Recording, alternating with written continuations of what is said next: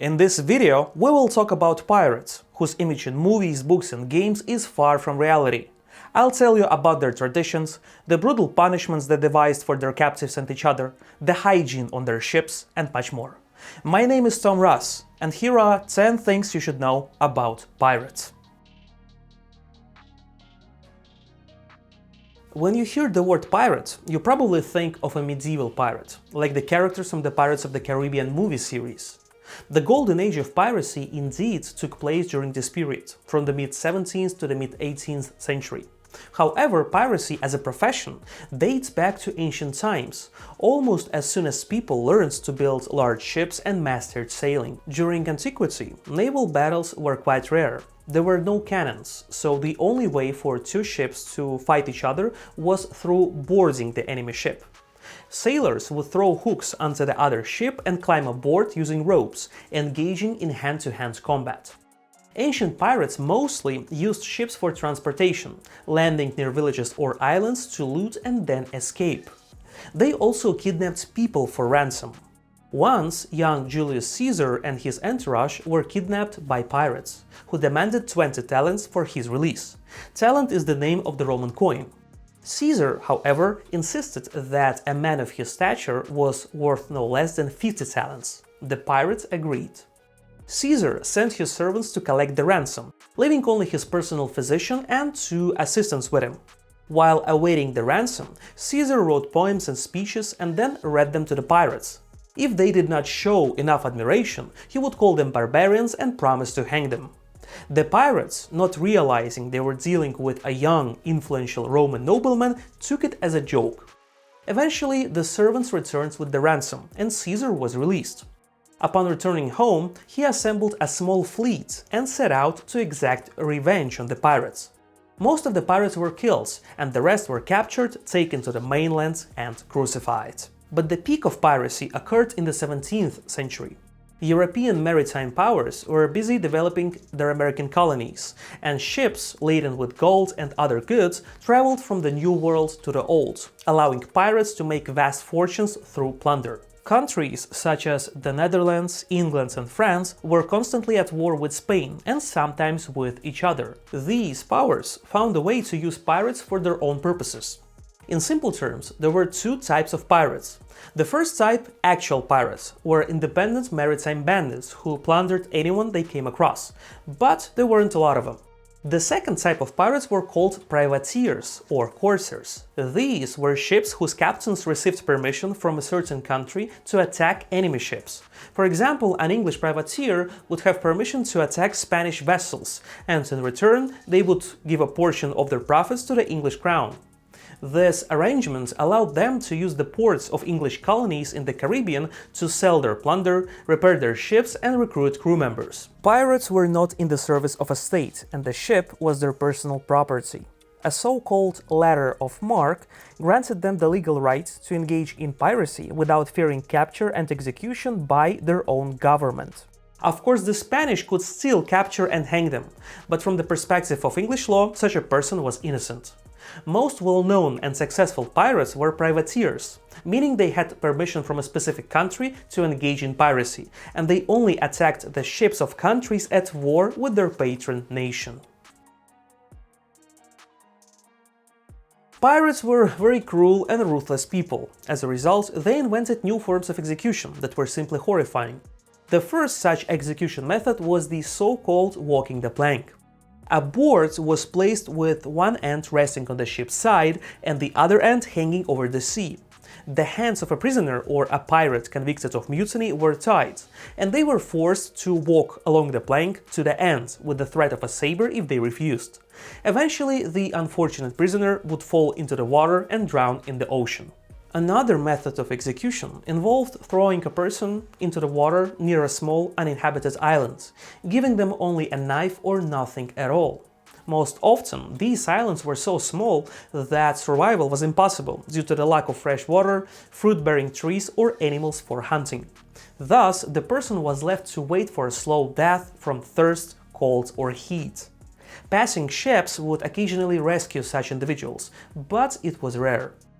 Pirates also enjoyed hanging people from the masts, especially when suppressing a mutiny. The hanged bodies would hang from the mast for a long time, as a reminder for other sailors of what would happen to them if they attempted a similar uprising. But the most terrifying punishment, practiced not only by pirates but also by military sailors, was keel hauling. The keel is the underwater part of a ship, shaped like a large fin. The essence of this punishment was to tie two ropes to a person, one on the ship's left side and the other on the right. The person was thrown into the water, and then the rope on the opposite side was pulled, dragging the person from side to side beneath the ship. The procedure could be repeated several times if the person did not drown immediately. Keel hauling was equivalent to a death sentence, as the chances of survival after several repetitions were minimal. If they did not drown, the person's skin would be lacerated by the barnacles growing on the ship's hull, and they would quickly die from blood loss.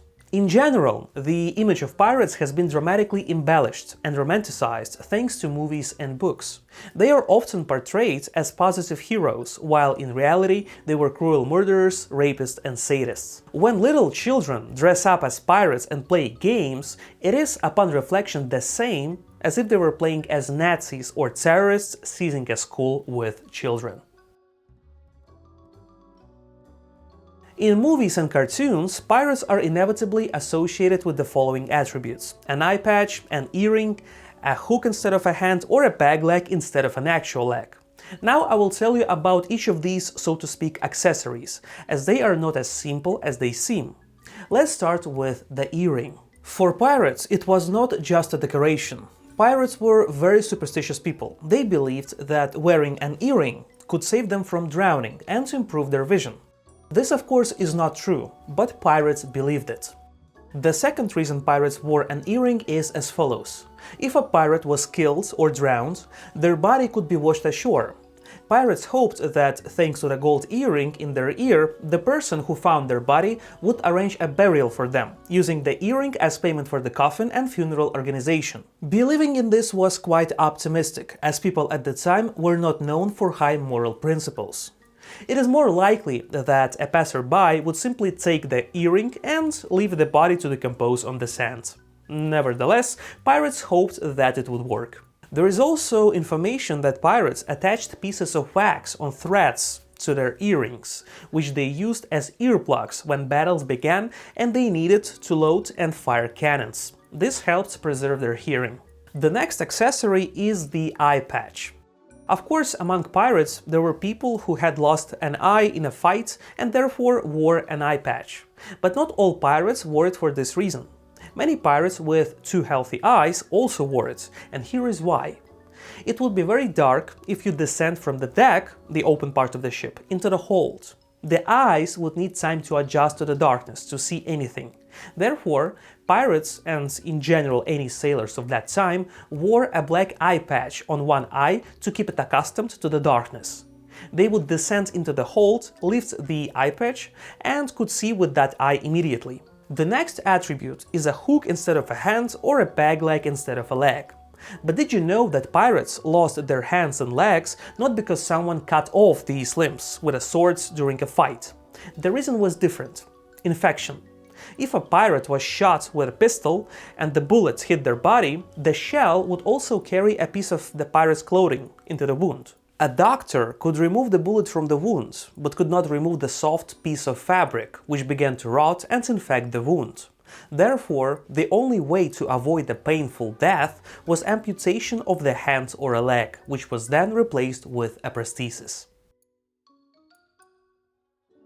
Another familiar symbol of piracy is, of course, the black flag with a skull and bones, which is now called the Jolly Roger. The current version of the flag is a kind of collective image of all pirate flags that existed. There was no single universal pirate flag. Initially, a simple black flag was used by British privateers. When they attacked a ship, they raised a black flag, which signified an ultimatum: surrender or die. If the enemy did not surrender, the privateers would raise a blood-red flag, indicating that they would not take any prisoners, and the entire crew of the enemy ship would be killed. Then, bones and skulls were added to the black flag. The drawings varied, and you can see them on your screen now. Different pirates and privateers had different flags, which could feature a skull with bones, a skull with sabers, a skull with a heart, and so on. Pirates did not sail under such a flag. On contrary, to deceive the enemy, they often hoisted the flag of one country or another to pretend to be allies. Sailing under a pirate flag would be dangerous, as it would attract the attention of military ships. Pirates raised the black flag with bones during an attack on another ship, as a psychological weapon to scare the crew. Imagine, you are a crew member of a French ship. Another French ship is approaching you, but as it gets closer, it raises the black flag and starts attacking you. This could indeed frighten the crew and psychologically suppress them. In modern culture, movies, games and books, the black flag with a skull and bones has become a stereotypical symbol of a pirate ship. The lives of real pirates were nothing like those depicted in movies and cartoons about pirates. Pirate life was disgusting and repulsive.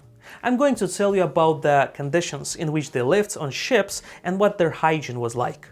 Everything was very bad.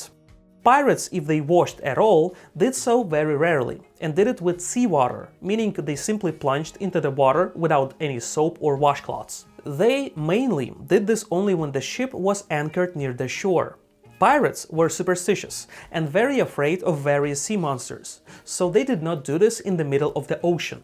High waves and the risk of being eaten by a shark also hindered swimming in the ocean, although the risk was not as great as it seemed. Pirates wore the same clothes for months.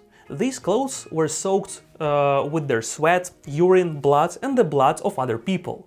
Clothes were washed only upon arrival at a port, so everyone smelled horrible, and it was considered normal. The pirate toilet was located at the front of the ship, on the bow. Essentially, it was just planks with a hole. Pirates sat on the hole, did their business, and everything then fell into the sea. During a storm, it was impossible to use the toilets in this way, so they relieved themselves in buckets in the hold and then poured the contents overboard when the storm ended. Pirate ships were also teeming with various parasites, fleas, bedbugs and rats. To deal with bedbugs, pirates often shaved their heads bald and wore bandanas. To cope with rats, cats were kept on ships. Food for the pirates was very scarce. In those times there were no refrigerators or canned goods, so pirates mainly ate hardtack and dried salted meat. Because of this, they often suffered from scurvy, a disease caused by a lack of vitamin C in the human body. Scurvy patients lost teeth, had bleeding gums, developed bruises on their bodies and experienced joint pain. At that time, people didn't know that scurvy could be easily treated by simply adding citrus fruits or berries to sailors' meals. It was thought that scurvy was an infectious disease. During the golden age of piracy, from the 15th to 17th century, over 1 million sailors died from scurvy, more than all human casualties in naval battles during that time. Generally, diseases and food poisoning, not combat injuries, were the main causes of death for pirates. By the way, it's worth noting that pirates were always essentially drunk. The reason for this was as follows. Fresh water was stored in wooden barrels on ships, where it spoiled very quickly. Algae began to grow in the water, making it taste disgusting and increasing the risk of poisoning. To make the water safe to drink and to improve the taste slightly, a certain amount of alcohol, specifically rum, was added to the water. Pirates were always drunk simply because there was no other way to drink fresh water. To give you an idea of the amounts of alcohol involved, I'll tell you this. In the British Royal Navy, each sailor's daily ration included 380 grams or about 13 ounces of rum. This is a large amount of alcohol that could easily cause drunkenness.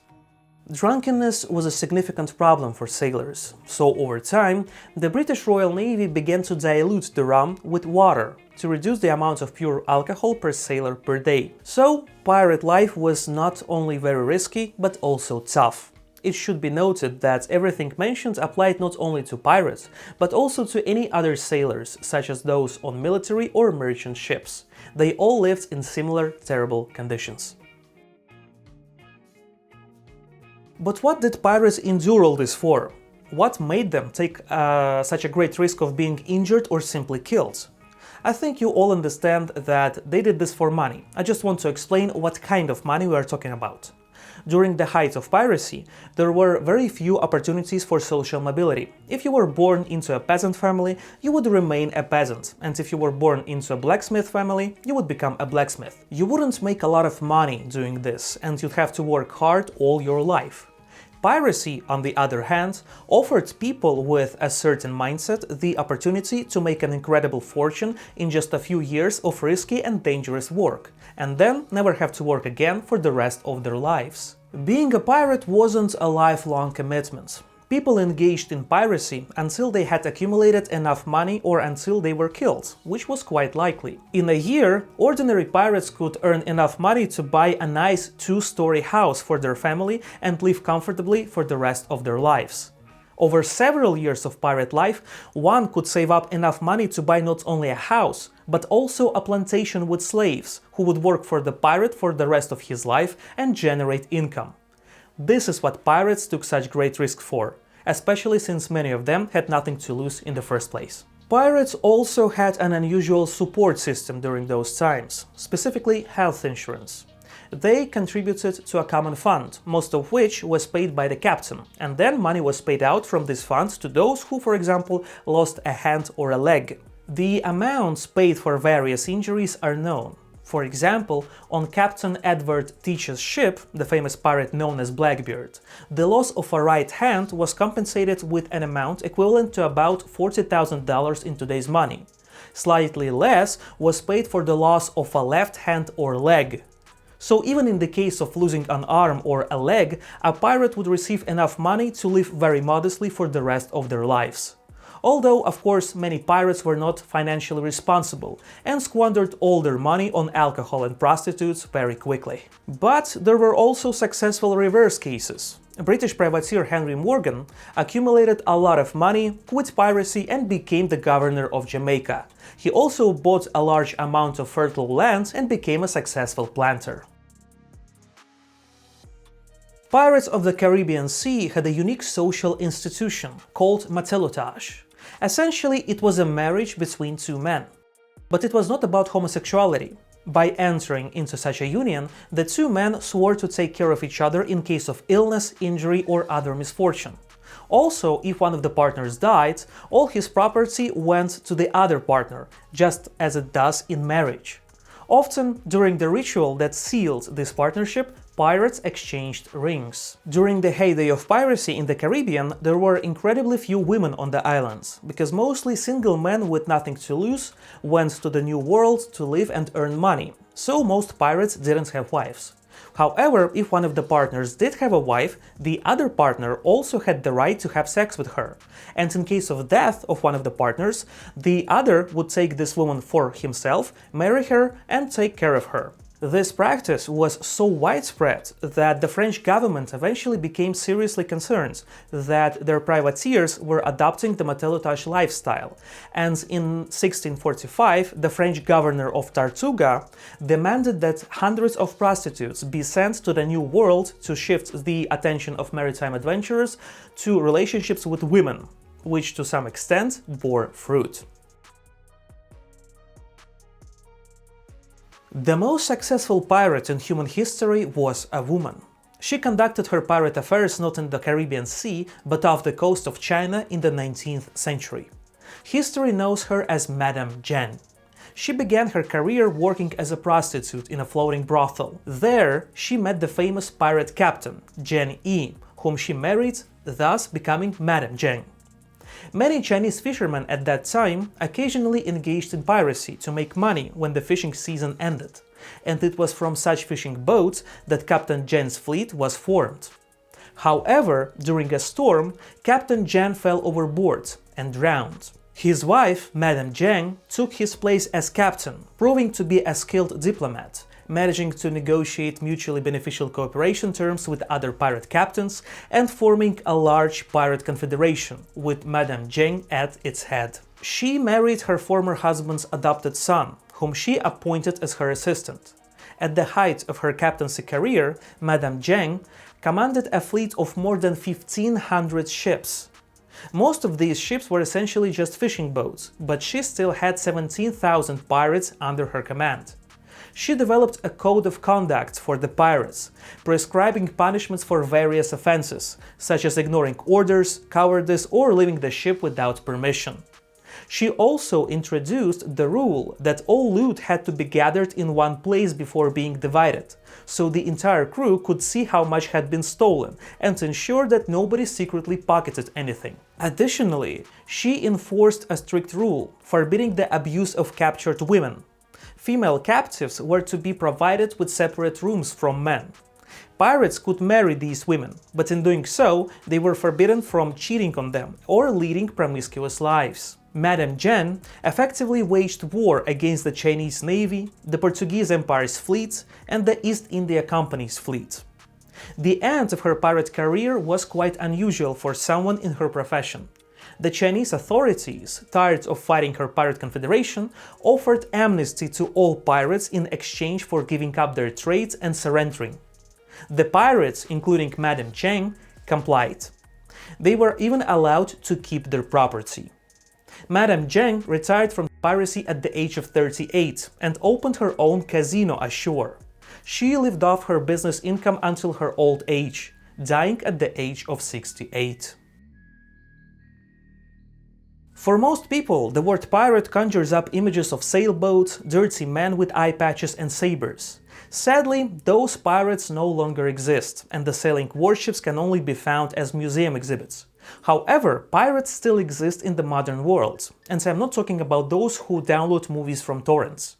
I'm referring to bandits from the African country of Somalia, who take to the sea in small motorboats to hijack cargo ships and demand ransoms. Let me tell you about this phenomenon, why it happens and how it works. Somalia is an incredibly poor country, practically not even a country but rather a territory, where various clans live and fight among themselves. The government does not have full control over the entire territory. People live in extreme poverty with few legal means to escape it. Many Somalis make a living from fishing, which provides food but not much money. So some fishermen turn to a criminal path and become Somali pirates, taking advantage of the trade routes near the Somali coast, frequented by cargo ships from various countries, traveling between Asia and Europe. These impoverished Somali fishermen began engaging in piracy. They board small motorboats armed with Kalashnikov rifles and RPGs and head out to sea. There, they search for commercial ships and hijack them. The capture process involves catching up with the ship, throwing hooks on board, and climbing up to take the ship's crew hostage. They then demand ransom from the company that owns the ship. The crew can only resist the pirates in two ways, either by speeding up the ship in hopes the pirates can't catch up, or by using water cannons, essentially high-pressure hoses, to try to prevent the pirates from boarding. However, if the pirates manage to board, the crew can do nothing more than wait for the ransom to be paid. Ransoms often are paid, amounting to millions of dollars, which are huge sums for these pirates. Interestingly, at first, military ships from various countries could not do much about these pirates. Even if they were arrested, the only thing the law allowed them to do was drop them back on the Somali shore, after which the pirates would return to their old ways. But in 2011, the United Nations passed a resolution allowing anti-piracy military ships to enter Somali territorial waters. An international fleet was assembled, including ships from NATO, India, Russia, and several other countries. In the end, piracy off the coast of Somalia was successfully combated. Since 2012, there have been virtually no ship hijackings, and the problem was resolved. However, piracy still exists off the coast of other poor African countries, albeit not on the same scale as ones near the Somali coast. Here's another interesting fact about this. While Somali piracy was thriving, ships providing a unique service sailed in the surrounding waters. The crews of commercial vessels could rent firearms on these ships to defend themselves in case of an attack. Once the dangerous region was passed, the weapons could be returned to another ship from the same company. The question I have for you today is this. What do you think? Why do people romanticize pirates so much? Write your answers in the comment section below. If you enjoyed this video, give it a like and consider subscribing. My name is Rass, thanks for watching, bye!